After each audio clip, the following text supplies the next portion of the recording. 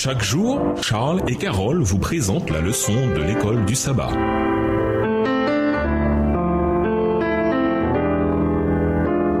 Bienvenue dans votre émission. Dieu nous parle. Nous voilà à la leçon de lundi. Qui a endurci le cœur du Pharaon? Lisons Exode 7, les versets 3, 13, 14 et 22. Comment comprendre ces textes? Exode 7, les versets 3, 13, 14 et 22. Et moi, j'endurcirai le cœur de Pharaon et je multiplierai mes signes et mes miracles dans le pays d'Égypte. Verset 13. Le cœur de Pharaon s'endurcit et il n'écouta point Moïse et Aaron selon ce que l'Éternel avait dit. L'Éternel dit à Moïse, Pharaon a le cœur endurci. Il refuse de laisser aller le peuple. Verset 22. Mais les magiciens d'Égypte en firent autant par leur enchantement. Le cœur de Pharaon s'endurcit et il n'écouta point Moïse et Aaron selon ce que l'Éternel avait dit. À 9 reprises dans l'Exode, l'endurcissement du cœur du Pharaon est attribué à Dieu. Exode 4, le verset 21, Exode 7, le verset 3, Exode 9, le verset 12, Exode 10, les versets 1, 20 et 27, Exode 11, le verset 10, Exode 14, les versets 4 et 8. Voir également Romains 9, les versets 17 et 18. Et à 9 autres reprises, il est dit que c'est le Pharaon qui a endurci son propre cœur. Exode 7, les versets 13, 14 et 22, Exode 8, les versets 15, 19 et 32, et Exode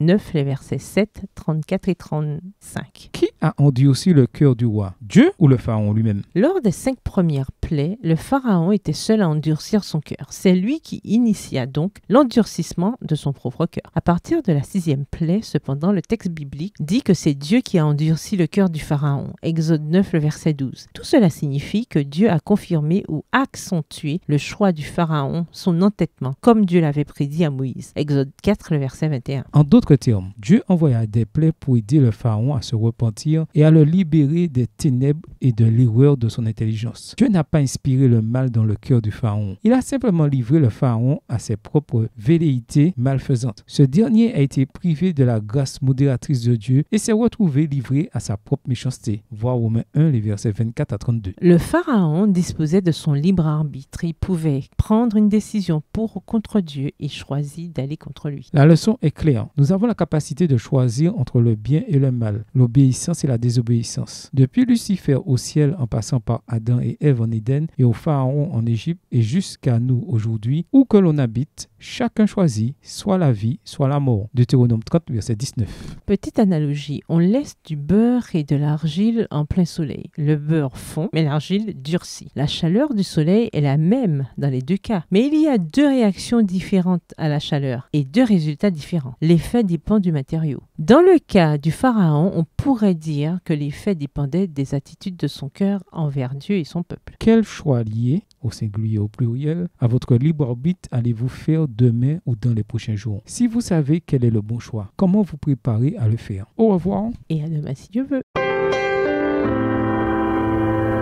Dieu nous parle.